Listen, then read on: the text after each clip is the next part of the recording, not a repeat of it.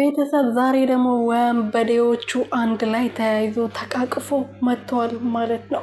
በመጀመሪያ እንግዲህ ጂም ቤት ሄዶ በደንብ ስፖርት እያሰራት ነበረ እንድታግዝለት ይመስለኛል። እንግዲህ ሰሞኑ በደንብ ትልቅ የሆነ ድብድብ ብጥብጥ አለና ከደስታ ጋር ከሩትዬ ጋር ሆኖ እና እነሱን ለማሸነፍ ይመስለኛል ጂም ቤት የገቡት 666 ነው። ይሄ ከ666 ምንም ነገር አይተናነስም።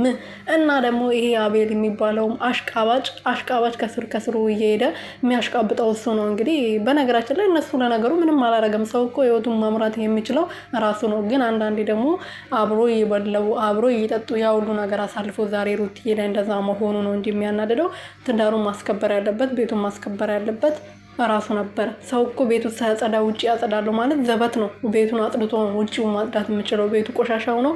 ውጪው ቢጸዳ ምንም ጥቅም የለውም ማለት ነው። ስለዚህ እሱ ነበር ራሱ ማስከበር የነበረበት። ጓደኞቹ ምንም አጥፍቷል ብዬ አላስብም። ያው ስላሽቃበጡ ወይም ደግሞ ከስር እየሄዱ የሰው ህይወት ስለበጠበጡ ነው እንጂ የሚያናድዱ አባትነቱን ባልነቱን ማስከበር ቤቱ ማስከበር ያለበት ራሱ አብርሽ ነበረ።